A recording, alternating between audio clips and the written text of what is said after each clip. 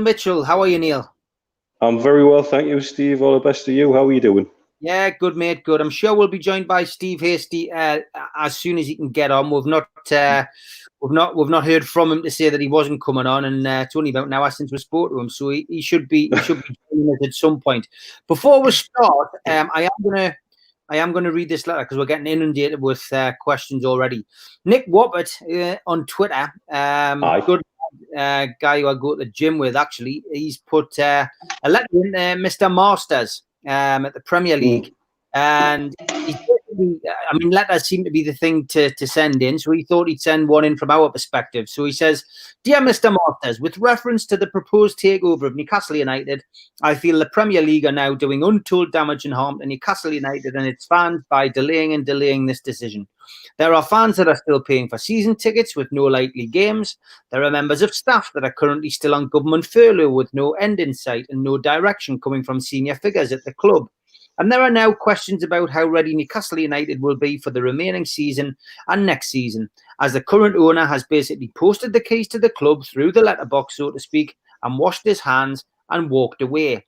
It feels to us fans like you are trying your best to delay as long as possible to find a way to reject this deal, which is strange in a time when clubs like Tottenham Hotspur are needing to borrow 175 million from Her Majesty's government.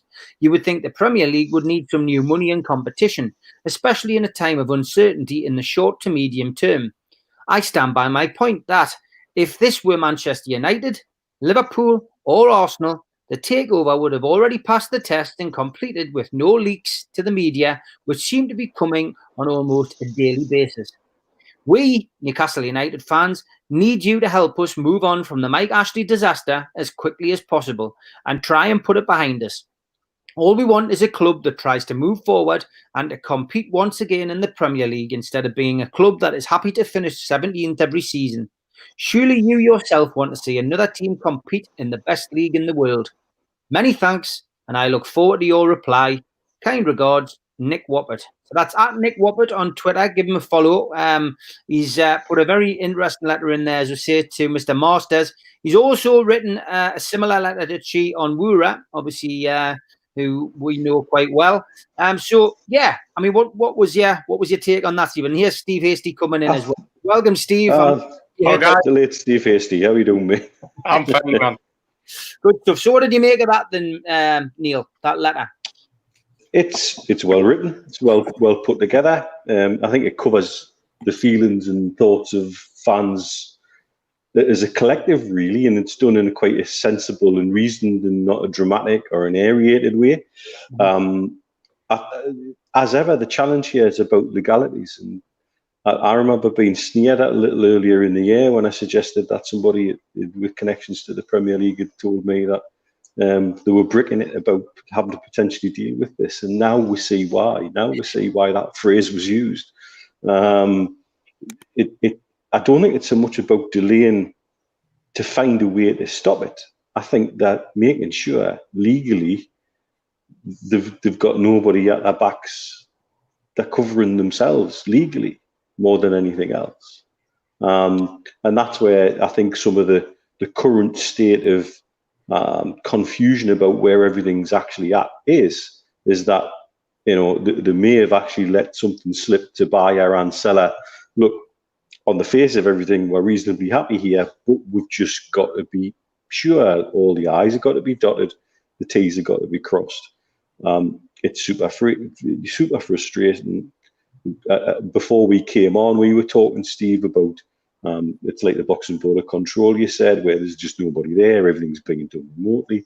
That does slow everything down. It's not like you can just suddenly courier something across London or whip around with it. And it is going to add to the delay and the frustration. But the pertinent point is we are now more than ever a rudderless ghost ship.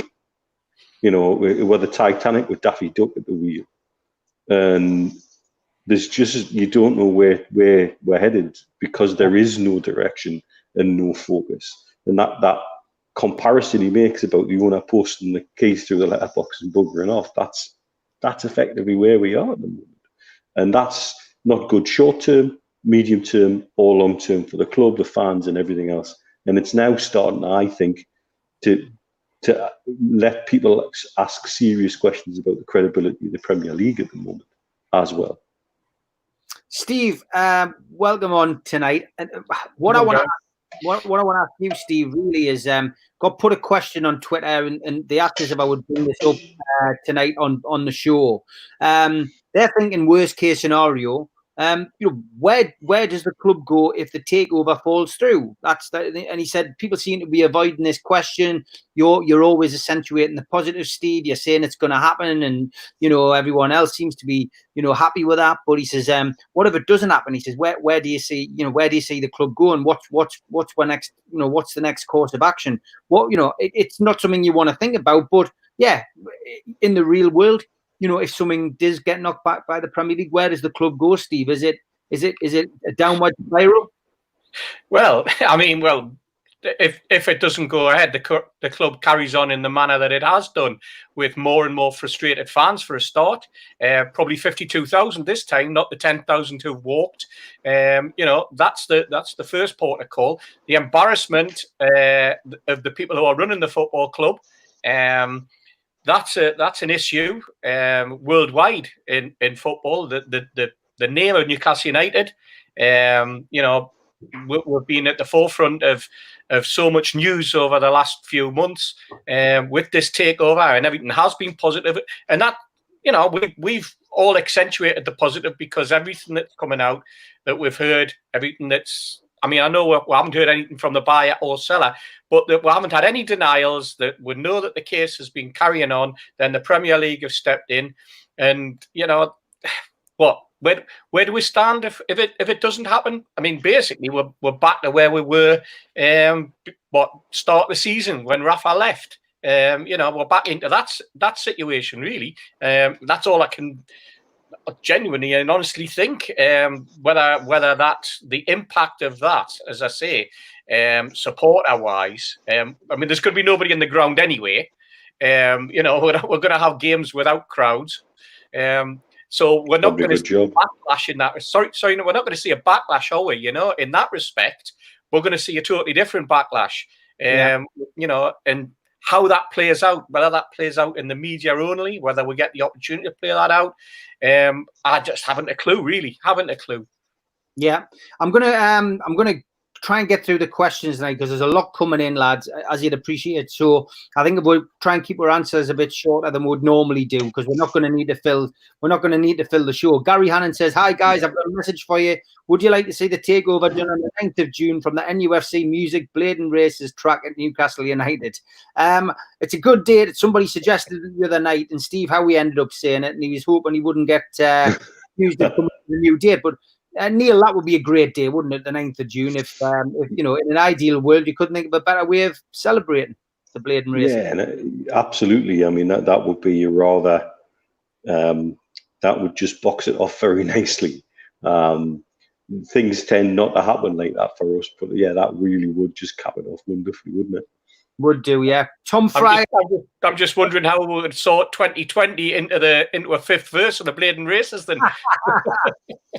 Tom Fryer says, "Sorry if you've answered this before, but is there any indication whether Staveley versus Barkley's case has caused issues for the league?" I can't see that causing issues. Steve, can you? No, I can't. Until what, lunchtime, people didn't even know it was happening. The story broke in I think it was a Bloomberg newspaper around about lunchtime that the case has now been lodged and it's going to start in the next week. It's never been on the radar. I doubt it's very much on the Premier League's radar. It's a personal matter between PCP, Amanda Staveley, her business, and Barclays Bank, and that's it. Yeah, it's not going to affect it, is it? It isn't. The only thing I would say, timing and all of that, it is involved in terms of the loan arrangement that was brought together in the first stages of the documents that are at Companies House. So is the instigation of that case tied in with things happening behind the scenes? It's speculation on my part, but you kind of, I'm not one to believe in coincidence. But it'll not affect it. No. Dan Milne says, "Do you think the checks are already completed and the Premier League are covering themselves legally for whichever decision they've made, good or bad?" Steve, I mean, you know, there is that suggestion that this could have all been done a few weeks ago, and that certain things have been addressed. You know, we don't really know, though, do we? It would be speculation on our behalf. Yeah, it would be total speculation. We don't know. I mean, we could set off a rumor, you know, like that if we wanted to, but that's not what we're here for. I think we just carry on playing as it is. Yeah. I think it's as I say, it would be pure speculation. I think, as I keep saying, Neil, it's just we're another step closer. We're another day closer, aren't we? Each day, but that's about all we can say, genuinely. Yeah, I mean, the only thing that still persists with me is the absolute insistence that everything's grand and rosy here in the Middle East compared to what's being said back home. You know, yeah. I reached out to the guy that writes for Forbes Middle East through the week and had a good chat with him on the phone. And, you know, he explained where his information's coming from. And if that is where his information's coming from, then somebody inside a PIF is very, very optimistic, shall we say. Yeah, exactly. George Mitchell, you might have heard that name. Yeah. All right, Dad. Great being able to look forward to big future for Newcastle United, but what about the rest, lower down in schools and boys clubs? How will they survive? Good question, George. Steve, I mean, it's going to be tough, isn't it? I mean, even, you know, we always joke about, you know, Sunderland and we have a laugh at their expense, but even Sunderland, you know, the financial state that they're in, if you know, things continue in the same vein and supporters aren't allowed to go to watch games, you know, are they going to survive? Well, exactly. I mean, Sunderland. I listened to Niall Quinn talk, and he was still quite optimistic about the way Sunderland are progressing. I don't think he'd seen the fact that you know, League One now seems to have drawn the line above where they are. But in terms of George's question, I mean, non-league, and you're involved in a non-league situation, and financially the problems they have. You move further down to grassroots. I've got a nephew who plays under 14s. Still nothing from the local FA really, other than, you know, you can. I think they're following some sort of similar protocol to the Premier League, and who seem to be following what was said by the Bundesliga. But it's still kids not being able to go out on a football pitch. Even if they could, whether they can actually get onto those parks, whether the council will allow it because they open it. The grass is now about 3 foot long on some of them and hasn't been cut. You know, the kids are desperate to play football, but I don't think there'll be any competitive football probably until September, October with them. And then if last season's anything to go by, I think my nephew ended up playing about 9 or 10 games last season because of the weather, because as soon as the weather changed, the council wouldn't allow them to play on pitches. You know, and it's been very difficult. I mean, it's been a much longer stretch for the young lads, you know, right the way through the under 16s, not being able to get games. And I worry that the kids will lose interest in football. They'll look for other activities. Luckily, Sonny's going out and he's training and he's doing his bit, you know, and trying to get fit and stronger and doing new activities.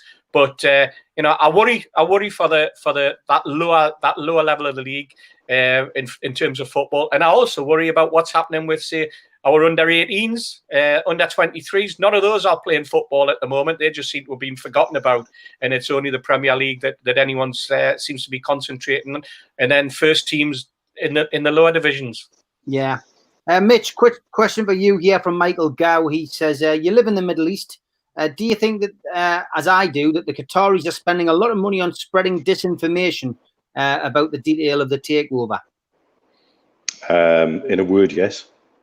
There's undoubtedly stuff happening both ways. It's why that word geopolitics comes up so much at the minute. There is so much going on, social media, in the more mainstream media and beyond. And for every story one way, there's a counter argument to the other. We were talking about this a little bit off air before. You know, that for every story that says, well, this person is this, there's a counter story that says, well, no, actually they're this and they're an agent and they're doing this. And it gets, as I've said, I think the year before, I can almost predict what an agency is going to say. Or rather, if you tell me what's been said, I'll tell you which news agency it's come from. Because you can just about pick it out here. Are they spending a lot of the money? Yes. number of different reasons. It's not just about being, it's about Paris Saint-Germain and feeling threatened in that respect. You've got to remember they've also been recently in talks with Leeds about purchasing Leeds, and they see Leeds as a good value opportunity coming from the Championship up. I mean, again, ties into what Steve was saying about the catastrophic nature of the lower leagues, and the lower football pyramid post-COVID is going to look very different. It's about money. You know, I've heard from one club who have an 8,000 capacity, and they're told when fans do come back, they'll only be allowed 400. So with my fag packet maths, that's 5%. The crowds of 5%. That's going to kill clubs. Some of them are better off not playing. Yeah, than doing it in front of 400 people. You know, it's just that. Yeah, Jeff says, what do we reckon about Mark Douglas's piece today? I'm not sure which piece that is, but if you want to let us know, Jeff, I'm sure we'll have a view on it. John Justice Allen says, hi, guys. Interesting to see Chelsea doing good early business. Do you think that's what potentially is happening at Newcastle and could inspire a reaction from big players who can afford it in the market? You know, I don't know about the transfer window. I was talking about this last night, and you know, because we don't know who's in charge of the club at this moment in time, we can't really say whether we're going to be at the races with transfers or not, can we, Steve? No, we can't. And what's interesting about Chelsea is that every season Chelsea do their business early. They seem to have everything in place, and they seem to get things settled, you know, way ahead of time. You don't see Chelsea waiting very, like you see it infrequently, that they would have someone lined up and pick them up on the last day. You know, that every season they seem to have someone already lined up, or at least one, maybe two lined up, big signings, and it's already done. They've got one big signing that they sorted out in January. Now they've got, you know, potentially another signing with Werner, which is at least a £50-odd million deal and £200,000 a week. And that's the way Chelsea operate. They're quick into the market. Other clubs like us, we've hung around at the bargain basement end, picking up scraps. I think that's the phrase that's often used. But it's often, we're not even picking up scraps. We're trying to pick up things for nout. You know, that's the way we've operated under Ashley. I just hope that we do change. I hope that whoever comes in and takes us over has a strategy that means we're a little bit more like Chelsea in terms of how we do our business than we're currently being under with Ashley. Andy Worth says, hi, lads. Guys, do you have any idea how long takeovers have previously taken for other teams, just for something to compare our situation? Mitch, you mentioned that last week, didn't you? How long did Man City take? Was that a couple of months? Man City's was a couple of months, if I remember right. But I mean, I think Southampton's was something like 3 or 4 months because of the complicated nature of the Chinese money involved. As anybody who deals out here with Chinese money says, it always gets complicated when you get to the due diligence stage, because sometimes you find the company buying it's a shell company in Hong Kong with a 9-year-old as the director, you know.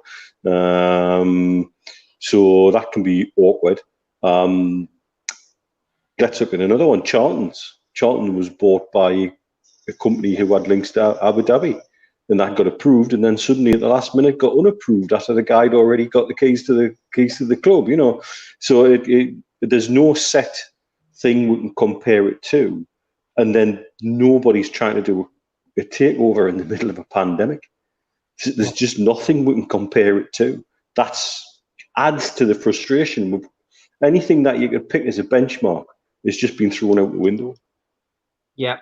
Sean Sturrock says, do you think the new owners will be annoyed with how long the tests are taking, with other clubs having a head start in the transfer window? I mean, I'll answer that. Of course there will be.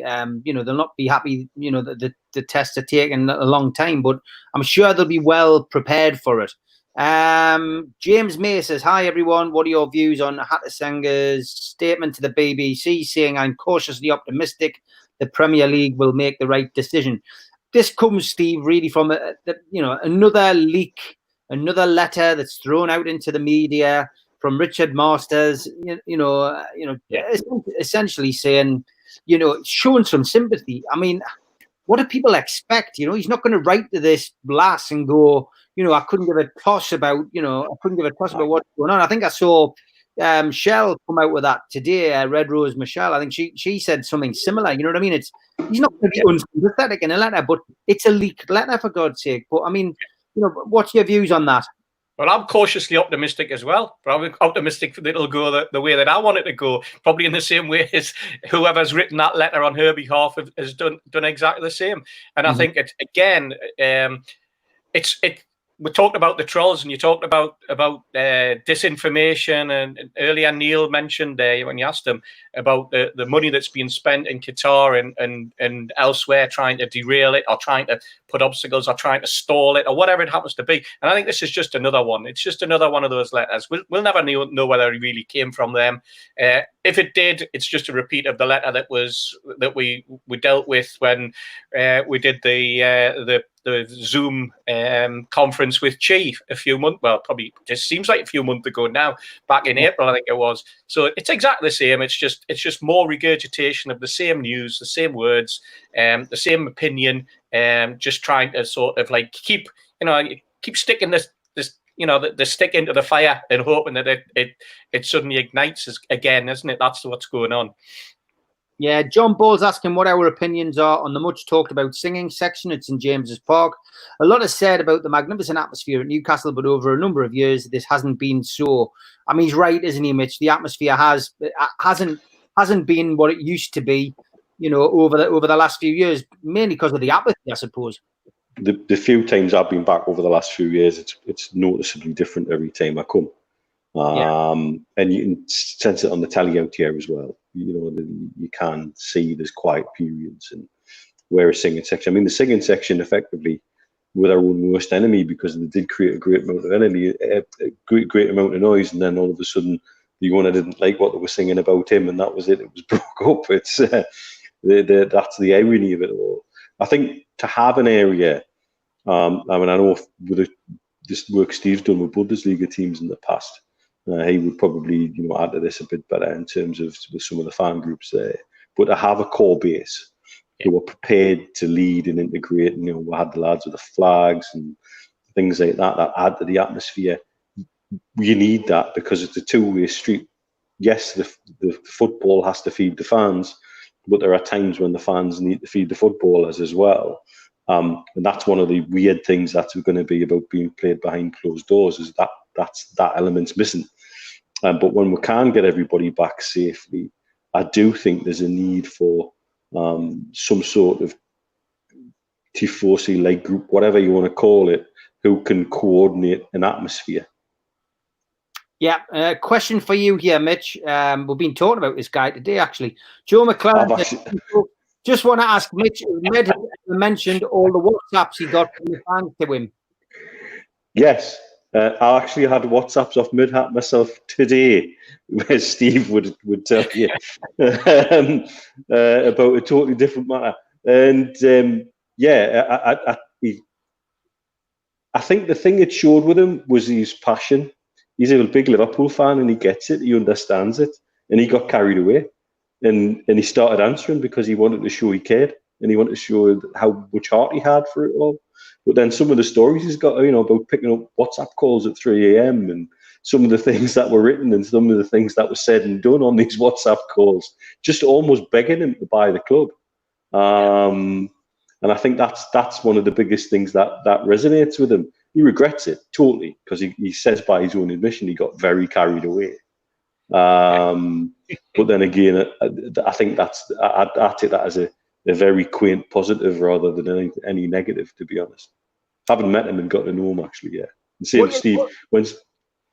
What do you think about this interest as well? There's been stuff in the papers this week again about, if this deal doesn't go through because of the Premier League checks or not being granted, do you think the American interest's real? Have you heard anything, guys, about, another party waiting in the wings? Because the press seem to be making a big thing of that this week again. I've heard nothing about American interest, I've got to be perfectly honest, but some sources are pushing it quite strongly and saying that it's, it's a big player. There was 2 American groups, to my knowledge, 3 if you include GCAP with Peter Kenyon. One is the Henry Maurice media-based group, and that was a name that was mentioned to me and Steve about late January, early February, maybe, Steve? Yeah, around about then, January, yeah. that was when we were talking to Ben Zayed about getting them back into the game. And Steve came over and sat with me in Manhattan, went through a few things. And then the other one, was that the Redbird Capital one, Steve, the other one? I think it was, yeah. And that was it. That was one all of these just faded, didn't they? They were there and then they were gone. And then suddenly, I think it was Henry Winter last night, wasn't it? Around about 9:30, 10 o'clock, it suddenly appeared, and he mentioned that there was the potential of that group waiting in the wings. And I read it. I have a lot of time for Henry. I met him a few times. He's been great with us at the food bank. He always pops along and has a word and makes a donation and a quick chat when he's ever up at St James's Park. And he's spot on. He's usually spot on in what he says. Now, obviously, somebody's fed him something, and he's more than likely checked it out and feels as though there's some substance behind it. But at this stage in the game, people are sitting there saying, "I'm waiting in the wings." Well, pointless, crazy. Absolutely crazy to be in that situation if they're genuine businessmen. They've had their opportunity, and an opportunity may come again. Who knows? But as far as I was concerned when I read it, my immediate thought was, nah, not in cat and hell. Somebody's stringing somebody along here. Yeah. Well, it'll be interesting to see what happens. It has to be said with Henry Winter. Fair play to him at the end of it. He just said, "I do expect this takeover to go through." However, that may be the situation. Go on, Mitch. My feeling is one of the groups, one of the American groups with current interest, is the group that pulled out of the GCAP capital bid with Kenyon that stopped them in their tracks. I think they've looked at it and thought, we fancy this for ourselves. And so with half the due diligence done, they've picked up and ran with it. And that's why they're late into the game. There was another group they were sniffing around when Ben Zayed first put their bid in, and they took their toys out of the cot when Ben Zayed had announced it was done, because they had done a heck of a lot of due diligence. And I was told later on that was probably Henry Maurice. So the thing is, I'm sorry, if you've been around for that kind of length of time, now you see why Mike Ashley's very quick to use the phrase tire kicker. Yeah, exactly. Yeah, and we've had we have had a few of them over the course of Mike Ashley's tenure. Back to football from Doug Hall here. He says, "Do you think it might be a hindrance that we have more games against bottom six teams as they will be fighting to stay up?" I mean, Steve, it's unprecedented. This. I mean, the amount of games we're going to be playing in a short space of time. No supporters there. The threat of COVID hanging over every single team and squad, and of course Newcastle's track record under Bruce with soft tissue injuries isn't great either. Suspensions can play that part. I know it's the same for everybody, but yeah, Doug makes a valid point there, doesn't he? Really, it could be a tough absolutely, very valid point. I mean, I listened to the club doctor talking on Radio 5 a couple of nights ago, and he mentioned the fact that games coming thick and fast. Injuries, one of his big worries that he has. I know they're bringing in 5 substitutes, and I still can't work out how that 5 substitute situation works. I don't know whether you've got to make 2 and 2 and 1, or whether you can just make 5 anyway. There's a lot of conversation been hanging around that. I think what's interesting when you've seen the Bundesliga over the last few weeks is the home advantage seems to have gone. Yeah, which is very interesting. And you look at our fixtures, 2 good wins for us in the first 2 games, and we're sitting there on 41 points, something like that. And you think at that point you think I can relax now, and there's still 7 games to go after that. I think that a lot of it is going to depend on how the other teams perform, in terms of whether they're quick off the mark. We seem to, from all the vibes, we're doing quite well in terms of, the players coming back and being psyched up. We haven't had the issues that some of the lower clubs have had with COVID. We haven't had any players proven to be positive or anything like that. I mean, I know Watford have, Brighton have, or all allegedly have, because it only seemed to be, until Tottenham appeared the other night, it only seemed to be the bottom clubs that seemed to be suffering from COVID-19 positive tests, which I found at the time, a conversation to have with Neil, certainly, and we certainly had that conversation at that particular point in time. You know what? You just never know with Newcastle. Like I say, we could first two games and it could be over for us. We could be sitting there and could be quite relaxed. But it's a pressure cooker situation for them. Will Joe Linton enjoy playing without a crowd? Will they feel as though the pressure's off? Will the players step back, and will the game be a more fluid game without not so physical in the first few games, or will we see a difference? I haven't a clue. I mean, some of those German games have been very slow and methodical. Or the German football tends to be methodical, but not necessarily slow. So I think there's a it's going to be interesting. Certainly going to be interesting. In a way, I cannot wait, but in another way, it's like I just don't know what it's going to be like watching Newcastle in front with no crowd, you know, and whether we'll hear Bruce's posh voice coming over there with his centred Geordie accent, I don't know. And Mitch, good one for you here from Craig Foster. Do you think if the takeover drags on in will the Saudis pull out and just take a loss on the deposit? To be honest, the deposit amount of that lot is just pocket change. I mean, do the Saudis have the reputation for impatience? No. There would be such a massive loss of face if nothing else, particularly the Qatar, if they stood up and said, "No, I'm out. We're done. Sod this." That would be admitting to Qatar, "Come, you beat me." It's not going to happen. They ain't walking away. I can almost guarantee if it is rejected, there'll be a legal challenge, and they won't stop until they feel like they've been heard out and they've got their own way. That's just my opinion. But I can't see them. Yeah, 17 million in the grand plan, I think, to them is pocket change. Yeah, that's partly why we're so excited they're buying the club. But there's too much face loss for them to just pack the Candoras and walk out the door. That's not going to happen. Steve, one for you here with your fans forum hat on. Lads, what are your thoughts about Newcastle not communicating with the fans about tickets, refunds, etc.? Shocking. Absolutely diabolical. It's shocking. It's an insult to the 52,000 who go to the game. The fact that they've just completely ignored the whole scenario. Don't want to talk about it. Won't talk about it. I mean, we always said that the communication's been poor, but on this particular one, it's unprecedented that a club would just switch off in the manner that it has. At this particular time, when everything's going on in the world, forgetting about the takeover, there's, for to not communicate with the core support is an insult, an absolute insult, and for to hide behind a takeover, which is what they're doing. They're hiding behind a takeover. It's just mind blowing, isn't it? Absolutely mind blowing. Thousands and thousands of pounds in this particular situation as well.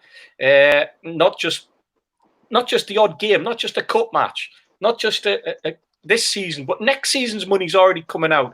And then you hear what Sunderland have done, and you hear them turn around and go, "Oh, we're going to give you a link to a stream," and then straight away, only the home games, not the away games. Oh yeah, and then you see straight away how it unravels when somebody goes, "Well, I'll get the stream, but what about my son and his season ticket? We live in the same house. What about him?" Oh well, no, for him, he's not even getting the stream. You can share the stream. It's just like, what? And this is the bonkers way that some owners just see supporters. And I feel for the Sunderland fans, and I feel for obviously for our fan base in the way that we've been treated.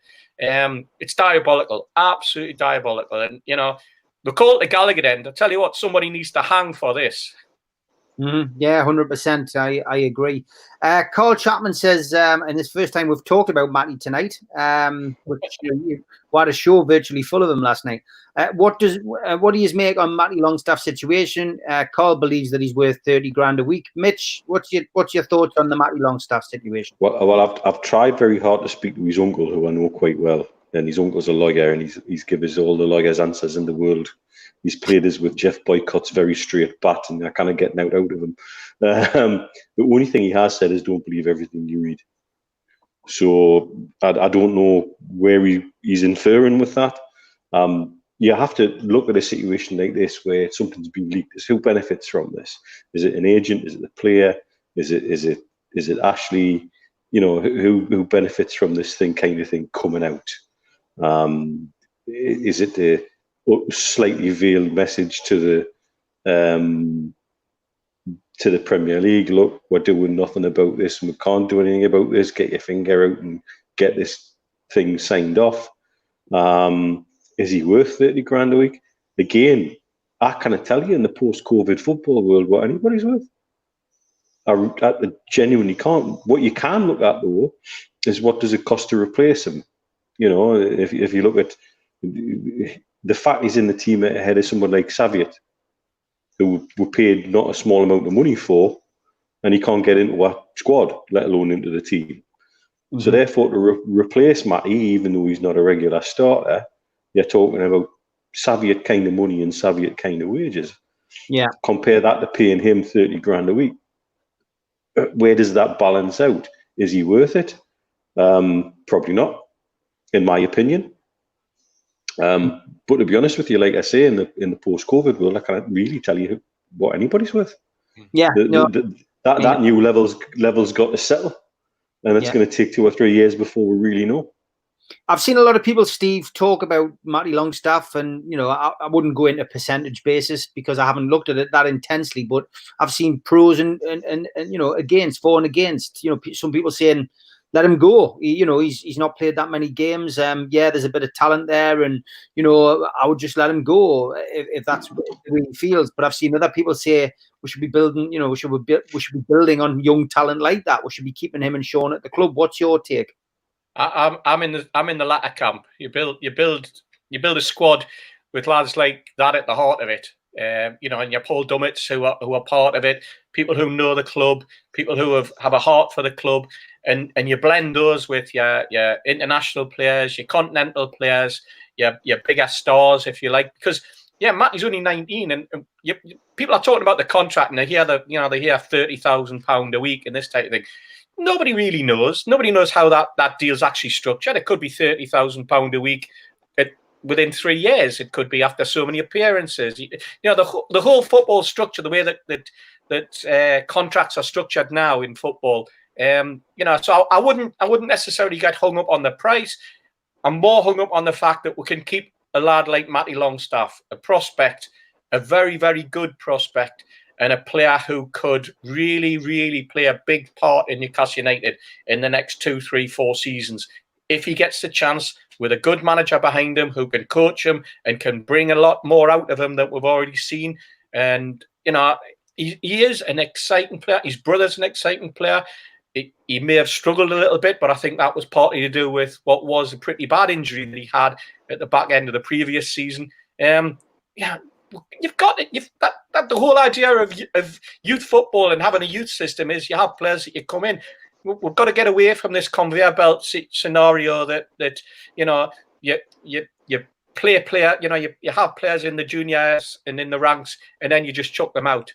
There's some really good players that we've lost in the past because of that, and lads have come good at other football clubs and have had great careers in football. I don't want Matty to be like that. I don't want to look back in 3 or 4 or 5 years' time and say, oh, we just threw that away. Yeah. Christopher asks if I can tell him more about the experience I had with Amanda Stabley, as there wasn't much in my previous account. Well, I've gone into it in depth in Every Boy's Dream, the book that's just come out on Kindle. But really it was just meeting somebody for the first time and introducing her to Newcastle United. My job was, supposed to happen the previous home game. She didn't turn up for one reason or another. And then she arrived at the Liverpool game and I completely, was taken aback by it. I had about an hour's preparation, but it was the best way to do it. But yeah, look, the meeting itself was great. It was pre-match. It was in one of the corporate lounges as a guest of Rafa Benitez. Sitting with his agent, his lawyer, and with a couple of other people, and of course Amanda and her husband. And the meeting went really well. I sat in between them, had a chat about, what I was about. Introduced her to my dad and my brother, and then we just chatted about, Newcastle United, about the football club, about the history of the city, about what makes the club special, about what makes the fans special, and ultimately, it was a it was like being a trip advisor, somebody selling the area to somebody. Butcher was listening intently. Her husband was quizzing us quite a bit. We talked about football. We talked about what the football club lacked. We talked about what the owner lacked and what he wasn't putting into the football club. And what was really upsetting the supporters, and ultimately what the fans' ambitions would be. It was a hell of a lot of stuff to get through in an hour and a half before the game, 15 minutes at half time, and then half an hour afterwards. Just over 2 hours I spent with her. But I must have done something right, because at full time she went and doorstopped Lee Charnley and said, I want to buy the football club. So I'm not saying that was down to me. I'm just saying that any of the 52,000 there that day, if they'd been given an opportunity to sit with Amanda Staveley and her husband and tell her, this is what our football club's all about, this is why we want a new owner, then I'm sure everybody could have done exactly the same job as me. But the fact that it was the Liverpool game, the fact that it was a full house, the fact that it was an entertaining game which Newcastle didn't lose, the noise, the flags, everything about that particular game, it couldn't have worked any better. And I played my small part in that, as did my brother and my father. But it was a unique opportunity, something which I'll never forget. And if it ultimately leads to Amanda Staveley buying the football club with PIF and with the Reuben brothers, it's job done. And I don't want to pat on the back for that. I just I did what any of the 52,000 people in that ground would have done. So for me, let's hope it comes off, and I hope that answers that particular question. Chris Armand says, we've heard from George Culkin this week that PIF and the Premier League are talking piracy all week. Could there be some sort of compromise between them which makes them both smell like roses regarding a TV deal? I mean, that's possible, lads, isn't it, Neil? There could be a situation which is developed, which there has to be some negotiation on. One solution I've heard is a possibility to put on the table is that Saudi Arabia get the rights for Saudi Arabia, the UAE and Bahrain. beIN Sport keep the rights for the rest of the MENA region and are then sweetened by giving preferential deals on the rest of their global regions. Then going forward, that would take you through to when beIN's next period's up, which is sort of, I think it's the season after next. Then the free-for-all happens. But that's what I've heard is one compromise that's being worked on, because that would immediately do away with the piracy. It would also mean that beIN have to pay the Premier League slightly less, but overall the Premier League get more because Saudi would be paying a bigger chunk of that MENA region for their bit of the pie.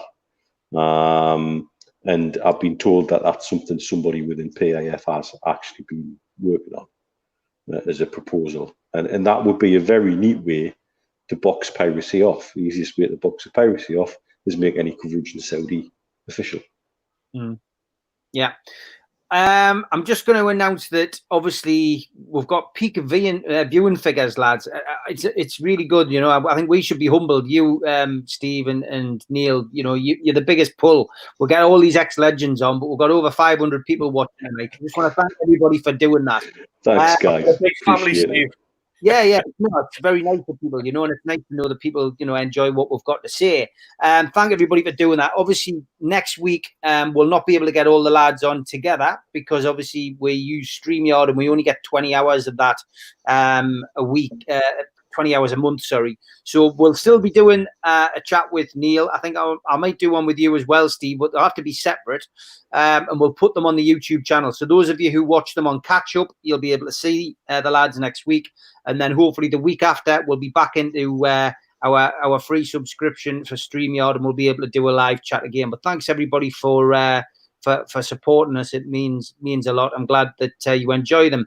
Rafa Benitez is God. Thanks for watching, mate. His thoughts on the reports in China today that Rafa is to return to Newcastle. They say Dalian have already decided his replacement. It sounds like Amanda Staveley will be bringing Benitez back at the end of the season. So I haven't seen those reports, but you know, Steve, Rafa to come back. I think we've already touched on this. I don't think anybody would be too disappointed at that.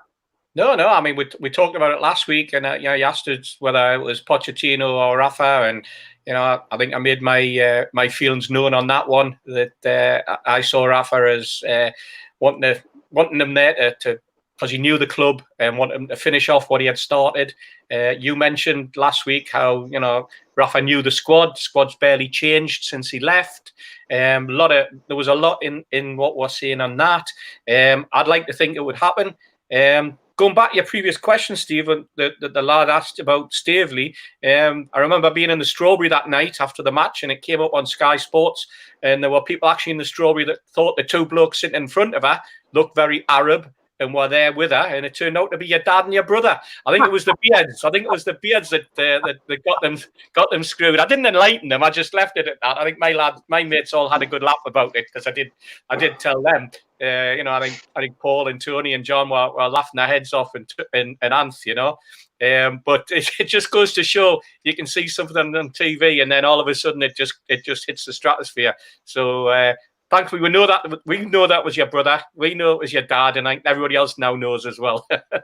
Sunderland have apparently announced now that they're going to refund for the last 3 games to supporters. I haven't seen that on Sky, but according to Chris Woff, apparently at the Chronicle, that's now happening. So Newcastle really do need to act, don't they, if they can?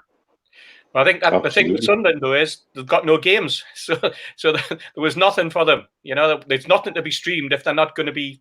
If that decision's been made in the Football League in Division 1 that there are no games, they cannot hang on to their money, can they? It's as simple as that. So if that decision has been made, it's because they've been told, you know, you can't keep the money because you're not going to have anything to stream. So, you know, that's the way I would look at that one.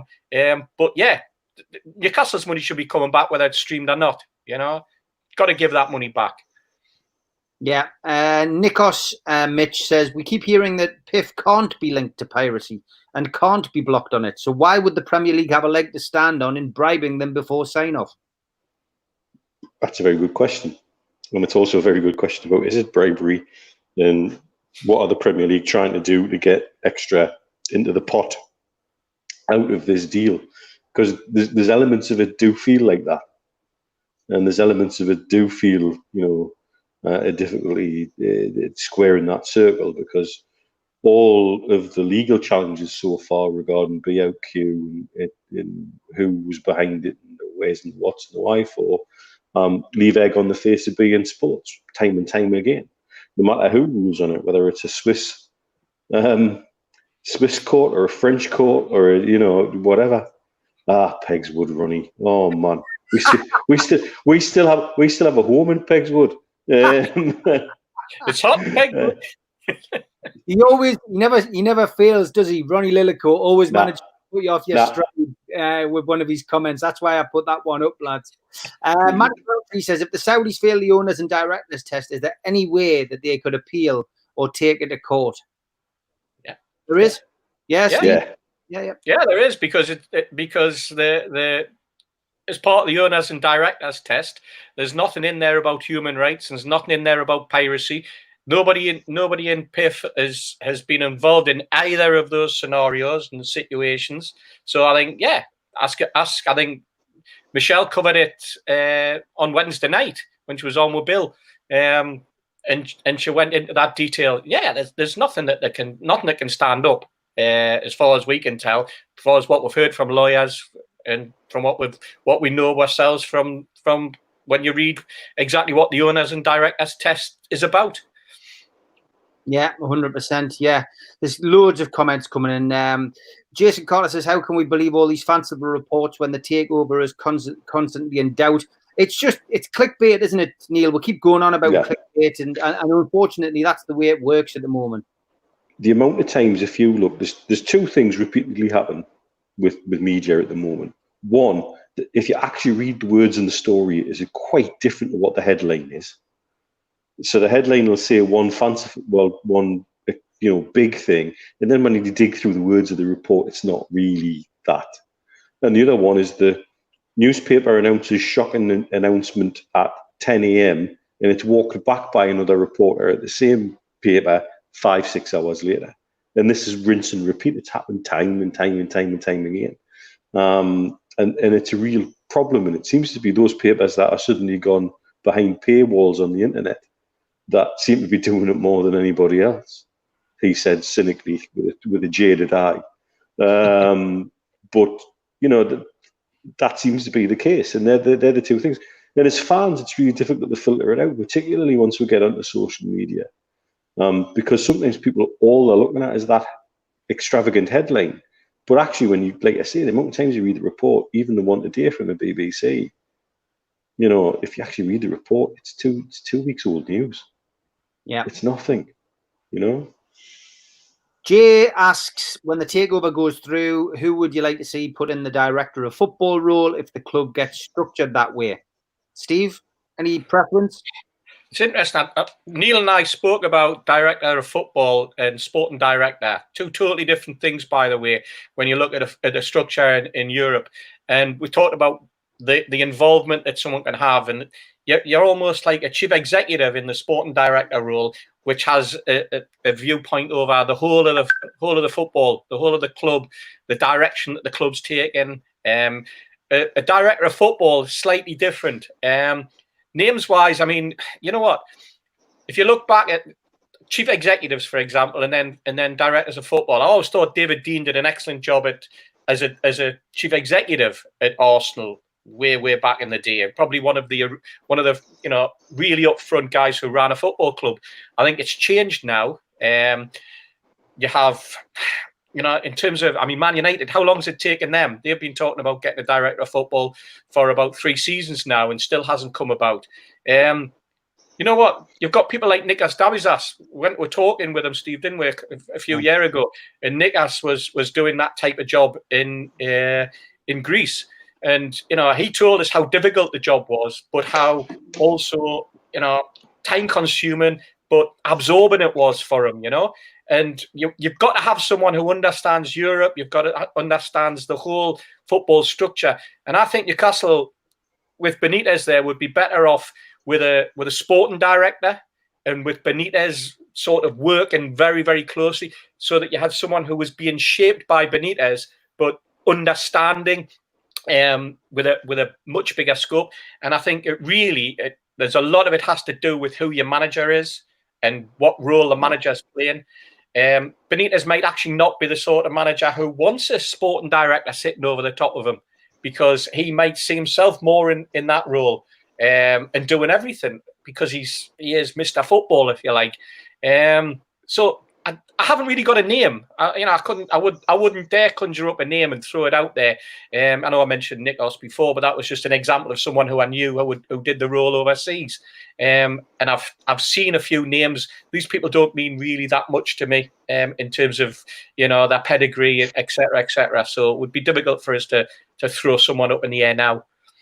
Yeah, I think the nearest we've got to clarification, well, you know, hitting the money is Owen Brown. I think I mentioned this, the Independent article. Owen Brown and Frank McPartland, obviously good friends with Staveley.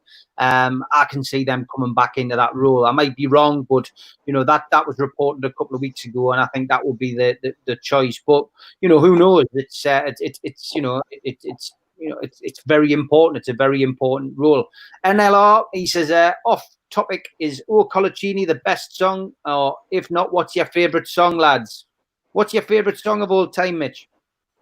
Oh, geez, of all time. I'm old school. I love the Blade and Races. Simple. I'll take the Blade and Races everywhere I go, but the proper one with the proper verses and none of this going fast in the middle bit. No. Do it right. Steve? Not so much a song, more a chant. I always used to tickle me when the Leazes End shouted at the away fans, "You're going home in an effing ambulance." I always found that rather amusing. Got to be honest, my favourite of all time is Mirandina's song. It's definitely one of the most original. Whoever came up with that song, his name is Mirandina. He's not from Argentina. He's from Brazil. He's fucking brilliant. Fantastic. I mean, to get a song... Who was the lad that used to stand in the Gallagher end? He used to wear dungarees a lot, and he'd do all sorts of weird stuff, like if you're proud to be a Geordie, be a tree. And stuff like that. Yeah. He was cracking. Simon Cox says, I knew Ronnie Lambert Busker. Yeah, I mean, yeah, Busker, he did some classics. Ronnie, God bless him. I mean, he's passed away now, but, you know, he did Going Up, which was probably one of the, you know, getting onto the vinyl. He did that. He also did Magnifique, which I ended up with a load of tapes of that, which was when it was a song to celebrate Newcastle winning the Premier League in 95-96. And of course, he jumped the gun a little bit, and it never ever got released. But yeah, my cousin was the one who wrote Monkey Matum, Dirty Monkey Matum. That's one of my cousins who wrote that one and brought it out on a little CD. That must be must be going back nearly 20 years ago now. But I just remember my kids when they were little running around the living room singing that constantly for about 6 weeks. Yeah, Jason Carter says he listens to Local Hero every day. He also says he'd love it if Keegan came back in some capacity. He's knocking on to 70 years old now, but I'm sure he could offer the club something. I don't think you get many. I don't think you get any disagreements on that, would you? Really? No, you'd even just have him in some sort of ambassadorial role to share the passion, because that's what people have to grasp and understand, and he gives you it in droves, in whatever way, shape, or form. You know,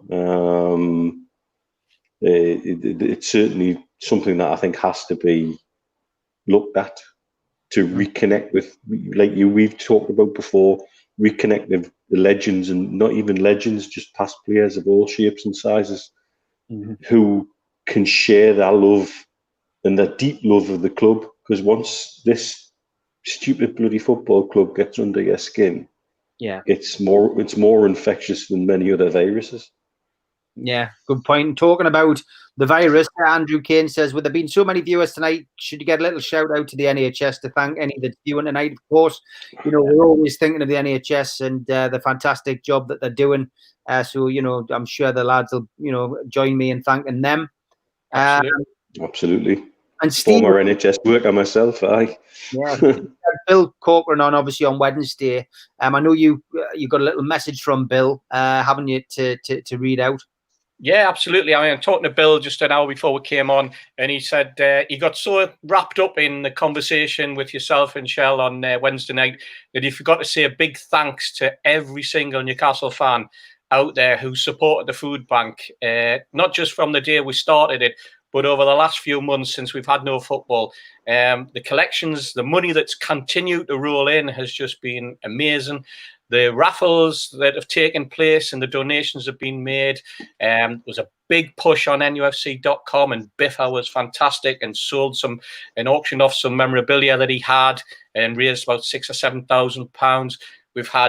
We've had lads who have ran collections for friends who were struggling and were trying to sell some of their own gear to raise their own money because they were struggling, and then deciding that they didn't want to do that and donated that money to the food bank.